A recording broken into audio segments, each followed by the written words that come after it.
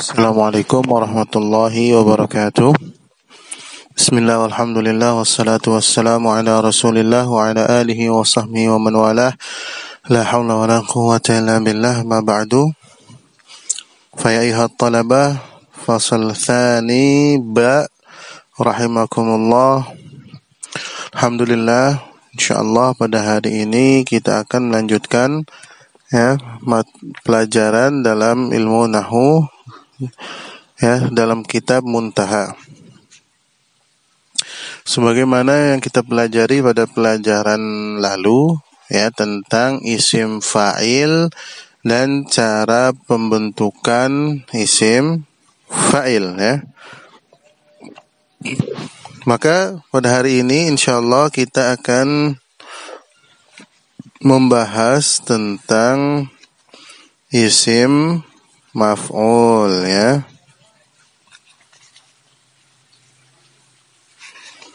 Perlu diketahui sebagaimana isim fa'il isim maf'ul juga mengandung kata sifat di dalamnya. Akan tetapi sifat ini tidak menetap pada objeknya Kalau kemarin kan pada subjek, sekarang pada objek, karena subjek itu isim fa'il, kalau objek itu isim maf'ul Isim maf'ul adalah sebuah kata yang bermakna sesuatu yang dikenai pekerjaan atau biasa disebut objek Kata jenis ini juga mengandung makna sifat yang tidak menjadi karakter. Maksudnya tidak tetap dari sesuatu yang disifati, sebagaimana isim fa'il. Contohnya maqtulun artinya yang dibunuh. Kemudian mukramun artinya yang dimuliakan. Kata maqtulun adalah contoh dari isim maf'ul sebab kata tersebut mengandung makna sesuatu yang dikenai pekerjaan karena lafaz maqtulun itu yang menjadi objek sasaran dalam suatu pekerjaan, maka dia disebut isim maf'ul, yakni dikenai pekerjaan qatala yang tadi maktul dikenai pekerjaan qatala yang artinya membunuh. Demikian juga yang mukramun yang artinya dihormati. Ia termasuk isim maf'ul karena ia dikenai pekerjaan akrama memuliakan. Isim maf'ul dibentuk dari fi'il muta'addi tidak boleh dari fi'il yang lazim. Karena kenapa? Fi'il muta'addi adalah fi'il yang membutuhkan objek berarti fi'il tersebut membutuhkan maf'ul. Maf'ul itu maknanya objek Sedangkan fi'il lazim itu tidak membutuhkan objek, tidak membutuhkan objek. Objek itu adalah maf'ul Kalau fi'il lazim maka tidak bisa namanya fi'il lazim itu terdapat isim maf'ul. Aturannya secara terperinci adalah sebagai berikut. Yang pertama, pembentukan isim maf'ul dari fi'il madhi tiga huruf. Jika fi'il madhi hurufnya berjumlah 3, maka isim maf'ul dibentuk dengan cara menganalogikan fi'il madhi ke wazan maf'ulun Jadi setiap fi'il madhi bagaimanapun itu contoh fi'ilnya ketika kita ingin membentuknya ke dalam isim maf'ul, maka harus mengikuti wazan maf'ulun.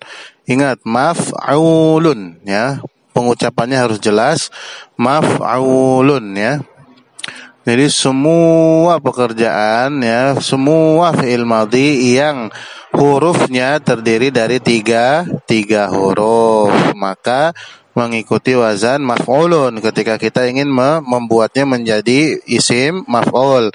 Contohnya di sini musannif memberikan contoh doroba. Ketika kita ingin membentuknya ke dalam isim maf'ul, maka mengikuti wazan maf'ulun berarti menjadi madrubun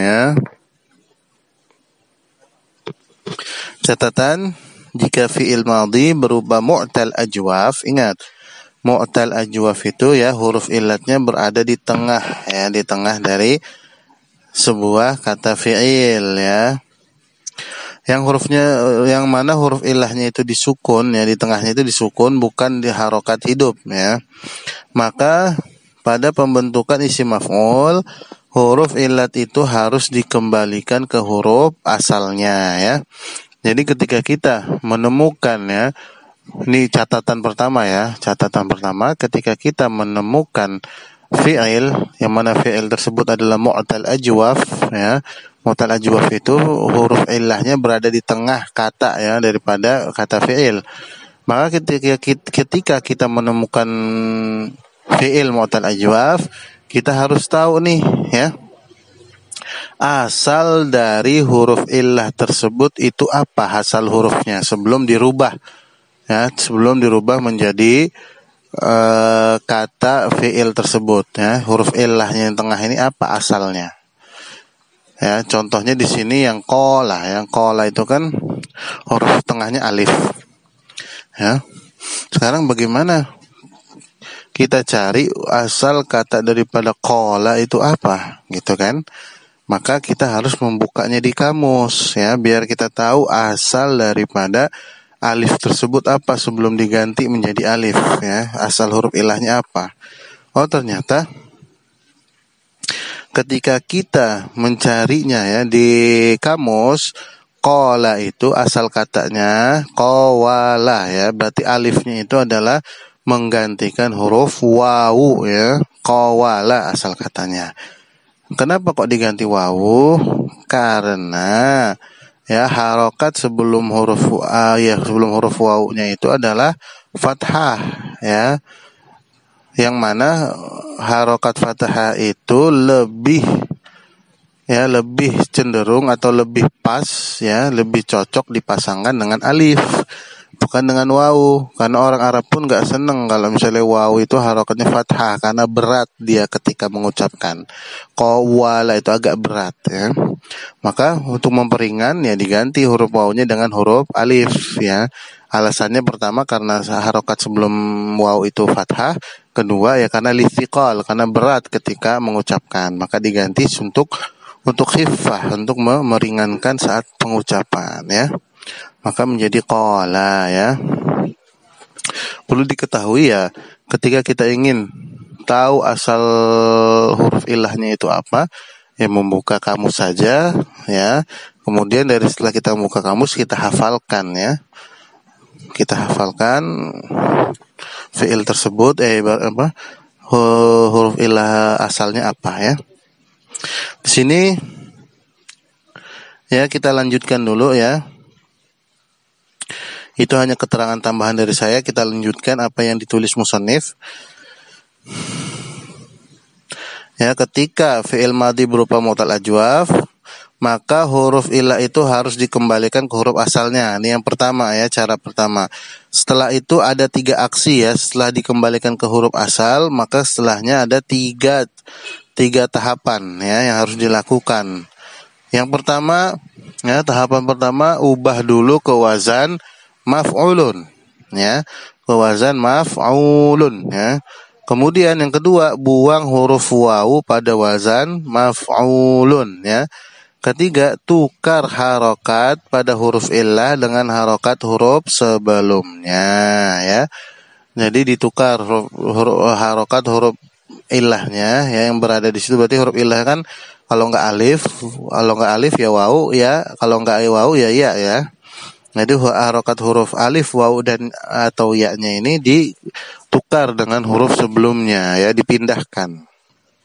Maka di sini biar lebih rincinya kita lihat contoh.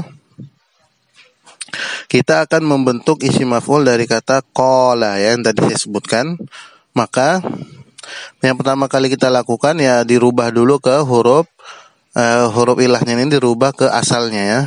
Perlakuan pertama sebelum dirubah ke isim maf'ul adalah mengembalikan huruf ilah pada kata qala ke bentuk asalnya ya, dengan merujuk pada kamus tentunya ya.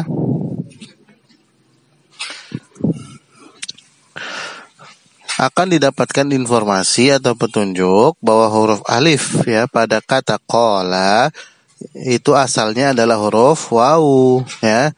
Dengan demikian kata tersebut sekarang kita ubah menjadi qawala ya. Selanjutnya kita ikuti 3 langkah berikutnya ya. Yang pertama ialah rubah wazan yang tadi qawala menjadi maf'ulun ya, mengikuti wazan maf'ulun berarti menjadi makulun ya, menjadi makulun ya. Setelah itu langkah kedua, buang huruf waw pada wazan maf'ulun berarti kata makulun menjadi makulun ya, makulun ya berarti menjadi makulun ya, tadinya makulun wawunya panjang dibacanya makulun menjadi karena dibuang wawunya menjadi makulun ya, makulun ya. Sekarang langkah yang ketiga, tukar harokat pada huruf ilahnya berarti harokat huruf ilahnya kan wawu ya, berarti kan domah ya, harokatnya ditukar ke huruf sebelumnya yaitu huruf qaf. Tukeran huruf qafnya ini kan harokatnya kan sukun ya, maka harokat sukun pada huruf qaf menjadi harokat domah karena mengambil dari harokat wawunya ya, kan makulun wawunya kan domah ya, ditukar. Jadi qafnya harokatnya domah, wawunya harokatnya sukun berarti menjadi makulun ya. Tadinya makulun menjadi makulun. Dengan demikian isim maf'ul dari kata qala artinya berkata adalah makulun yang dikatakan ya. Itu jadi asal pembentukan ya isim maf'ul dari ya fi'il madhi mu'tal ajwaf. Nah, sekarang misalkan jika huruf asalnya ya, maka pada langkah ketiga yang tadi menukar harokat ya, sebelum dilakukan pertukaran harokat domah harus ditukar dulu dengan harokat kasroh, karena harokat yang pas dan cocok dengan ya dengan huruf ilah ya adalah harokat kasroh. Maka contohnya di sini ba'a ya, ba'a itu mu'tal ajwaf ya. Kita lihat di kamus ternyata alifnya itu asal katanya adalah ya berarti baya'a. Kemudian baya'a kita rubah ya. Langkah berikutnya setelah mengembalikan huruf asal ya, huruf ilah asalnya, maka kita rubah menjadi kita rubah mengikuti wazan maf'ulun berarti menjadi mabyu'un ya. Kemudian setelah mabyu'un kita buang wawunya ya, wawu pada lafaz mabyu'un berarti menjadi mabyu'un, tadinya mabyu'un jadi mabyu'un. Nah, sekarang sebelum kita tukar ya harokatnya ya, harokat huruf ilah yang ada yaitu ya dengan harokat sebelumnya yaitu ba, maka harokat domah yang pada huruf ya itu diganti kasroh dulu ya, karena ya itu ya cocok dipasangkan dengan harokat kasroh, maka menjadi mabyi'un ya, mabyi'un. Setelah kita merubah harokat domah dengan kasroh, baru kita tukar ya dengan dengan harokat huruf sebelumnya ya, yang huruf sebelumnya itu kan ba, harokatnya sukun, ditukar dengan harokat ya yang mana harokat huruf ya yang mana harokatnya adalah kasroh berarti menjadi mabi'un ya. Dengan demikian isim maf'ul dari kata ba'a adalah mabi'un ya. Catatan yang kedua, jika fi'il madhi diakhiri huruf illah, maka pada pembentukan isim maf'ul ya, kalau fi'il madhi diakhiri huruf illah ini berarti fi'il mu'tal naqis ya, maka pembentukan isim maf'ul huruf ilat itu harus dikembalikan ke asalnya terlebih dahulu. Setelah itu ada 2 aksi yang harus dilakukan. Pertama, ubah wazan maf'ulun ya, ubah ke wazan maf'ulun. Yang kedua, gabungkan wawu pada wazan maf'ulun dengan huruf ilah tersebut ya. Contohnya di sini adalah goza ya. Goza itu belakangnya adalah huruf ilah yaitu alif. Maka dibalikan dulu ya, huruf alif itu dikembalikan kepada huruf ilat, alif itu dikembalikan kepada huruf ilat asalnya. Kita lihat di kamus, oh ternyata huruf ilat asalnya adalah waw, berarti asalnya adalah gozawa ya. Maka setelah dirubah kepada huruf ilat asalnya, kita lakukan langkah-langkah yang tadi ya, ada 2 langkahnya, yaitu pertama ubah ke wazan maf'ulun, berarti menjadi magzuun ya, magzuun, dipisah wawunya ya, itu wawunya ada 2, magzu terus kemudian wun sendiri ya. Kemudian kedua, gabungkan wawu pada wazan maf'ulun dengan huruf ilah tersebut. Berarti yang tadinya magzuun menjadi magzuun ya, menjadi tasdid ya. Karena wawunya digabung. Berarti kita ketahui bahwa maf'ul dari kata isim maf'ul dari kata goza ialah magzuun ya. Sama ya, ketentuan itu berlaku ketika huruf asalnya, huruf ilat asalnya ya, atau huruf asal daripada ilah tersebut adalah wawu. Nah, sedangkan ketika huruf asalnya adalah ya, maka pada langkah kedua ya, yang tadi penggabungan itu, sebelum dilakukan penggabungan, huruf wawu harus diubah dulu menjadi huruf ya-nya ya. Jadi huruf wawu yang pada lafaz maf'ulun diganti dengan huruf iya ya, karena menyesuaikan dengan harokat kasroh ya, karena harokat kasroh itu pasangannya ya itu pasangannya adalah harokatnya kasroh ya.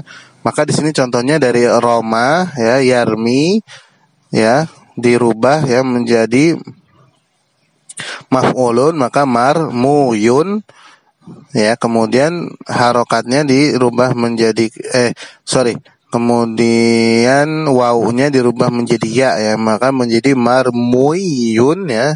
Tadinya marmuyun jadi marmuyun ya. Kemudian harokat dari marmuyun ya diganti menjadi harokat kasrah, berarti menjadi marmiyun ya. Maka isim maf'ulnya adalah marmiyun. Yang tadi kan maf'ulun, wawunya itu ya marmuyun, wawu pada kata maf'ulnya itu diganti ya, jadi marmuyun ya. Nah, ketika sudah diganti menjadi huruf ya, maka harokat dari mimnya tadi sebelum hurufnya diubah menjadi kasroh karena sesuai dengan ya. Harokat ya itu sesuai dengan cocoknya dipasangkan dengan harokat kasroh, maka menjadi marmiyun ya. Catatan ketiga, jika fi'il madhi berupa fi'il mudha'af, maka pada pembentukan isim maf'ul harus ya huruf kembarnya harus dipecah terlebih dahulu, baru setelah itu diubah ke wazan maf'ulun. Berarti yang tadi rodda ya, contoh di sini rodda ya, dipecahkan dulu ya, dalnya itu dipisahkan lagi menjadi rodada. Ketika setelah selesai dipecahkan rodada, maka diubah ke wazan maf'ulun, berarti menjadi mardudun ya. Berarti isim maf'ul dari kata rodda adalah mardudun. Selain dari ketentuan di atas, ada pula wazan-wazan tertentu yang juga bermakna isim maf'ul, dan wazan-wazan tersebut semuanya bersifat sama'i. Ya, ini diketahui dengan cara dihafal ya. Wazan-wazan tersebut berjumlah 4, yaitu fa'ilun, contohnya dzabihun, artinya yang disembelih. Fi'lun, contohnya tihnun, artinya yang digiling. Fu'alatun, contohnya uklatun, artinya yang dimakan. Fa'alun, ya, contohnya adadun, artinya yang dihitung ya. Ada 4 wazan. Sekarang yang pembahasan yang kedua ialah pembentukan isim maf'ul dari fi'il madhi yang hurufnya lebih dari 3 ya.